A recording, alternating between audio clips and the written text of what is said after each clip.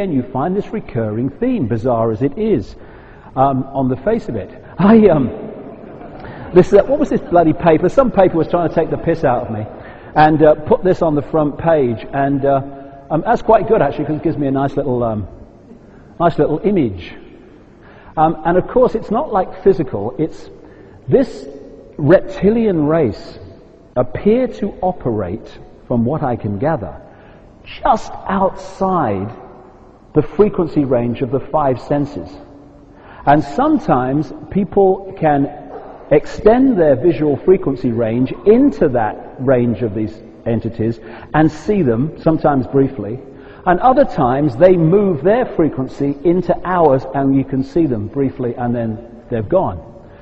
So the more that I've understood, interestingly, that's what they gave British troops to train with before they went out to Iraq. I thought that was quite bizarre, really.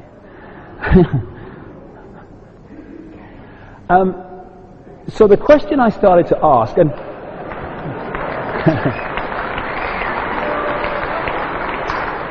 the question I started to ask, and what lots of people have asked, understandably, it's very, very relevant, is this: if this manipulation has been going on for thousands and thousands of years, why would people all that time ago give their lives to advancing this agenda if they weren't going to be around when it all transpired, where it was all heading, which is the centralized control of the planet? Well, how about if there are entities which don't always take a reptilian form, but it's a massively common theme, that actually operate on levels of frequency just outside this one, which have a different relationship to time that we have, and they come in and out of our timeline through this period of time, just occupying certain human physical bodies to manipulate this dimension from just outside of its frequency range.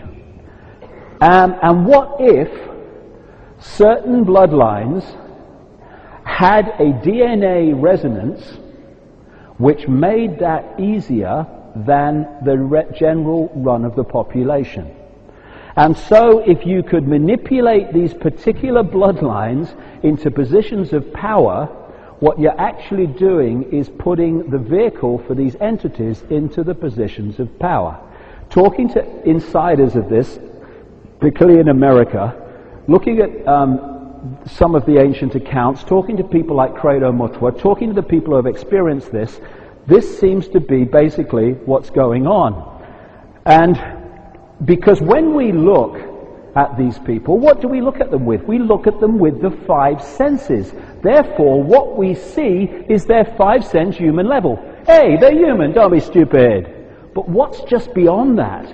Controlling and animating the emotional and mental processes of these particular people. One of the things that I've found studying this over the years is that this idea of the eyes are the window on the soul is very, very true. And one of the things that I've found is that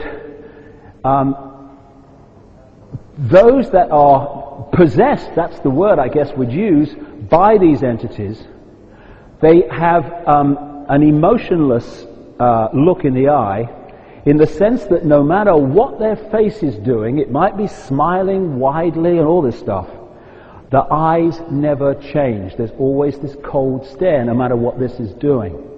And again, this is repeated to me by people who've experienced them.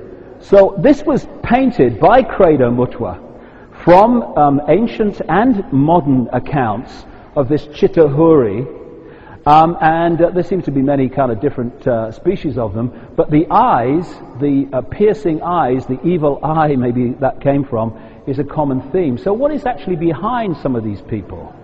That's the question. Because you know,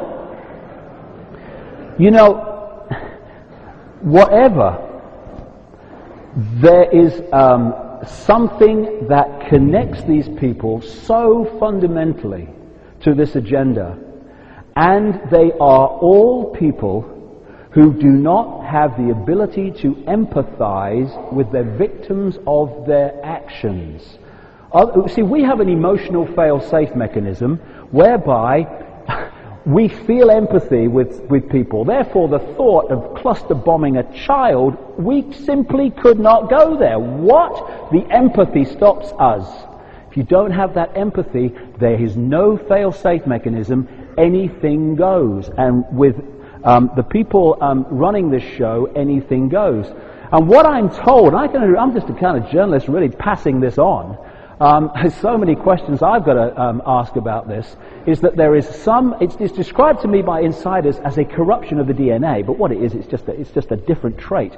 And it can be very, very subtle, because the difference in DNA between a house mouse and a human ain't that great compared with the amazing difference in physical traits and characteristics. There is something in the DNA, they say, that makes this possession easier, and that's why they want to hold the DNA corruption by constantly interbreeding with each other, because once you start breeding outside of it, it starts to dilute very quickly and become inoperative. Now, I didn't know till I started looking at this that actually the most ancient part of the human brain is known by scientists as the R complex, the reptilian brain. I never knew that.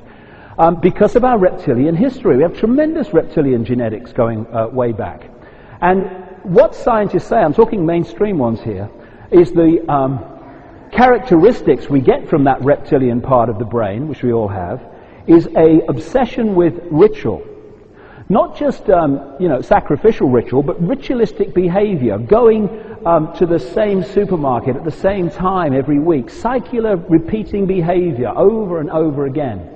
They say that we get a cold-bloodedness from the reptilian brain, where we do things without any care of the consequences for those that suffer from our actions. That we get a desire for hierarchical, top-down power over structures of control from the reptilian brain. And many other of these traits, which, whether people accept the reptilian thing, and it don't matter to me, are the traits of the Illuminati.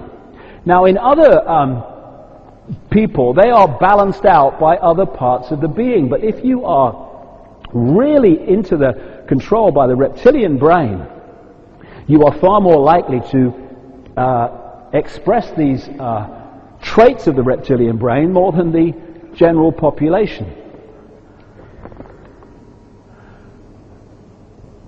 What happened as this research went along is that I came across this lady, Giuliana Conforto, who's trained as a physicist, and she contacted me. She's an Italian. She wrote this brilliant book, Man's Cosmic Game, which takes the so-called paranormal and explains it in very simple scientific terms.